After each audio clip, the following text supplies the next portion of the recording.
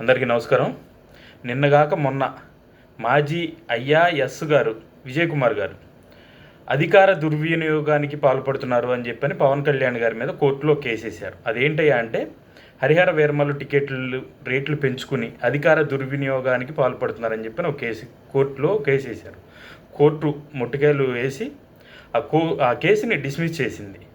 మళ్ళీ నిన్న ఇంకొక వ్యక్తి కొండలరావు అనే వ్యక్తి అంటే ప్రభుత్వ కార్యాలయాల్లో పవన్ కళ్యాణ్ గారి ఫోటో ఎందుకు పెడుతున్నారు అంటే ప్రభుత్వం అఫీషియల్గా ఒక జీవో అనేది లేదా ఆ రూల్ అనేది లేకుండా ఎందుకు పెడుతున్నారని చెప్పని ఇంకొక అతను కోర్టులో కేసేస్తే అతను కూడా గౌరవ హైకోర్టు వారు ముట్టిగా వేసి నీ పని నువ్వు చేసుకో అని చెప్పారనమాట. అయితే ఇక్కడ ముఖ్యంగా గమనించాల్సిన ఒక విషయం ఏంటంటే వీళ్ళిద్దరి ఇంటెన్షన్ కూడా ఒకటే.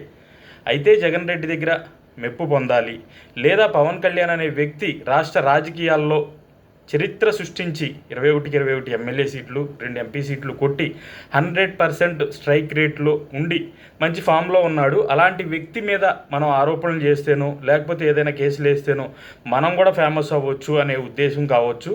ఇక్కడ ముఖ్యంగా ఏంటంటే జగన్మోహన్ రెడ్డి గారి దగ్గర మెప్పు పొందడం అనేది మేజర్గా కనపడుతుంది. ఎందుకంటే ఈ మాజీ ఐఏఎస్ గారు జగన్మోహన్ రెడ్డి గారికి భజన చేస్తూ ఉండేవాడు. ఈయన కూడా కొండలరావు అనే వ్యక్తి కూడా అదే అనమాట. సరే, విషయం ఏంటయ్యా అంటే మీరు అంటే ప్రభుత్వ సొమ్ము దుర్వినియోగం అవుతుంది అని చెప్పి అధికార దుర్వినియోగం జరుగుతుందని చెప్పని కోర్టులో కేసు వేసినటువంటి ఐఏఎస్ గారికి విజయ్ కుమార్ గారిని నేను అడిగేది ఏంటంటే గతంలో వైసీపీ ప్రభుత్వం అధికారంలో ఉండగా వాళ్ళ కార్యకర్తలని వైసీపీ కార్యకర్తలని ఆ పార్టీ నాయకులే చెప్పారు 90% మంది మన పార్టీ కార్యకర్తలే వాలంటీర్లుగా ఉంటున్నారు, వాళ్ళనే పెట్టుకున్నామని చెప్పని. అది అధికార దుర్వినియోగం కాదా? అలాగే అదే వాలంటీర్లు ప్రతి ఒక్కరూ కూడా దగ్గర 2 లక్షల మంది ప్రతిరోజు సాక్షి పేపర్ కొనాల్సిందే అని చెప్పని జీవో జారీ చేసి అలా గ్రామ సచివాలయాల్లో కూడా 2 కాపీలు ప్రతిరోజు కూడా మీరు కొనాలి, చదవాలి, ప్రభుత్వ పథకాలు ప్రజల్లోకి తీసుకెళ్ళాలి అని చెప్పని జీవో జారీ చేసి సాక్షి పేపర్ని కొనే విధంగా చేసి సాక్షి పేపర్ సర్క్యులేషన్ పెంచి ఆ వచ్చిన డబ్బుని ఎవరి జేబులో వేసుకున్నారు? అది అధికార దుర్వినియోగం కాదా?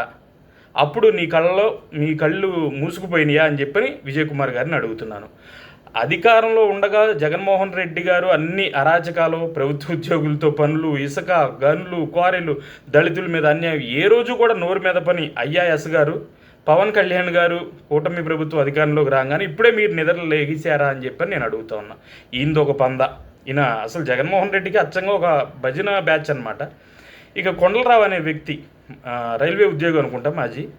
పవన్ కళ్యాణ్ గారి ఫోటో ప్రభుత్వ కార్యాలయాల్లో ఉండటం వల్ల నీకు వచ్చిన నష్టం ఏంటి?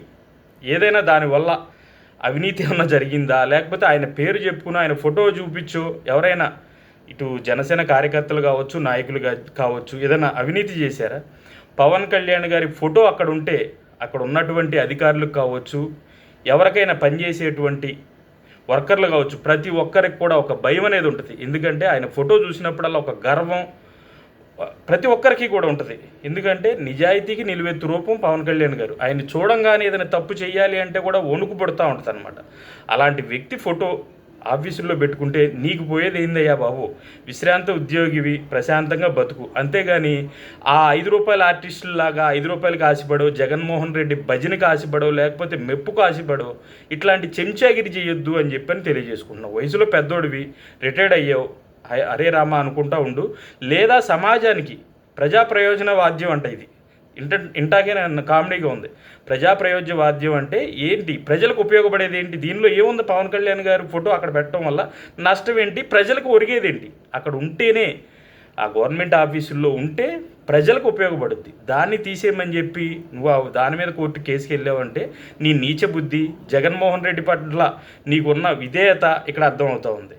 ఇలాంటి కుశలమైన నీచమైన రాజకీయాలు చేయటం మానేసి ప్రజలకు ఉపయోగపడే పని ఏదైనా చేయాలని చెప్పి ప్రతి ఒక్కరికి కూడా తెలియజేస్తున్నా. గడిచిన 5 ఏళ్ళలో జగన్మోహన్ రెడ్డి అధికారంలో ఉండడంగా ఎన్ని నీచమైన పనులు, ఎన్ని అరాచకాలు చేసాడో అందరికీ తెలుసు.